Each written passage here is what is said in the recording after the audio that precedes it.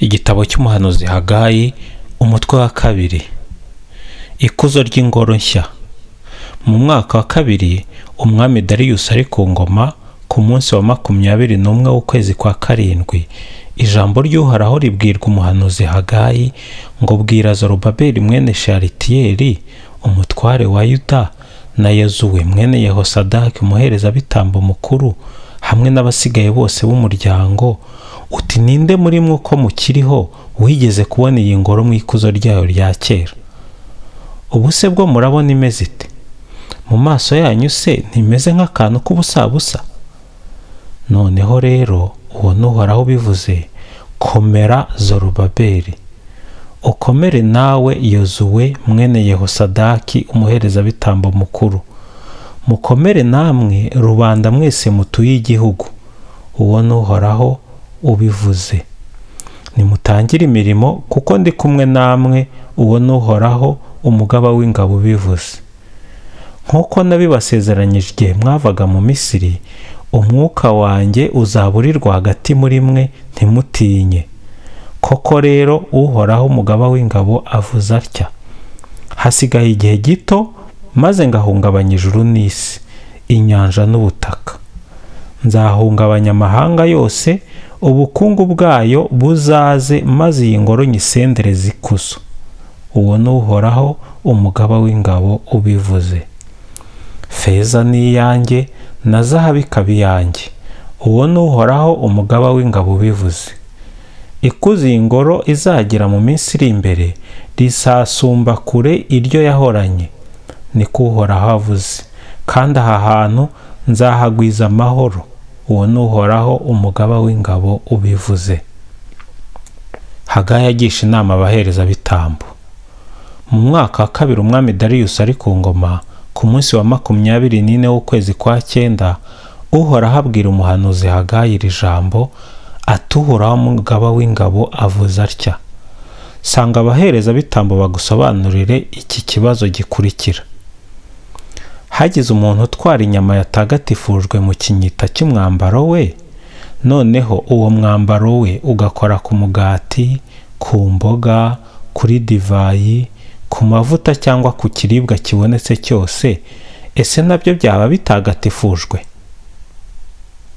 Abaherezabitambo barasubiza bati oya.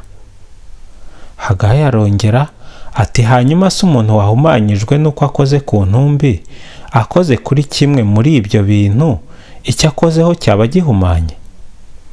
Abaherezabitambo barasubiza bati icyo kintu kizaba gihumanye.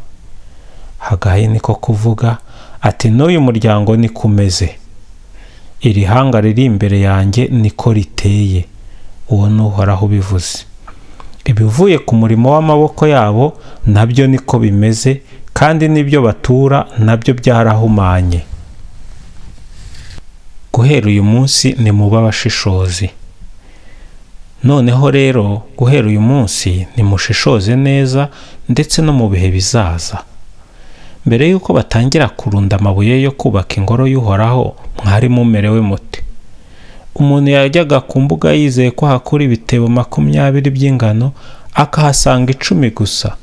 N'uwataze mu rwengero yizeye kuzarura ibibindi 50, agasangamo 20 gusa.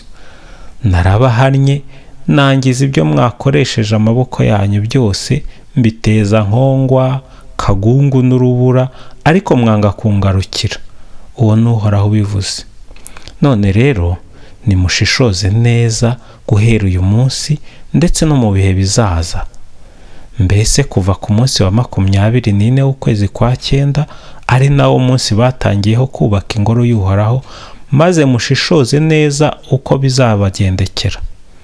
Kuva ubu ingano ntizizongera gushira mu bigega, kandi n'umuzabibu, umutini, umukomamanga n'umuzeti ntibizahwema kwera imbuto. Guhera uyu munsi rero ngiye kubaha umugisha.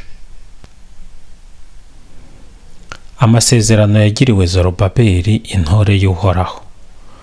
Uhoraho yongera kubwira Hagayi ku munsi wa 24 w'uko kwezi muri aya magambo ati: bwira Zorobabeli umutware wa Yuda, uti ngiye guhubanganya ijuru n'isi, ngiye kubirindura intebe z'abami kandi nsembe ububasha bw'ibihugu by'amahanga. Nzabirindura amagare y'intambara n'abayagenderaho, amafarasi n'abayagenderaho bazitura hasi, buri muntu yicwe n'inkota y'umuvandimwe we. Uwo munsi nyine, uwo ni Uhoraho umugaba w'ingabo bivuze, nzakujyana wowe Zorobabeli mwene Sheyalutiyeli umugaragu wanjye, uwo ni Uhoraho bivuze, nzakugira impeta ishushanyijeho kashe, kuko ari wowe nitoranyirije. Uwo ni Uhoraho umugaba w'ingabo ubivuze.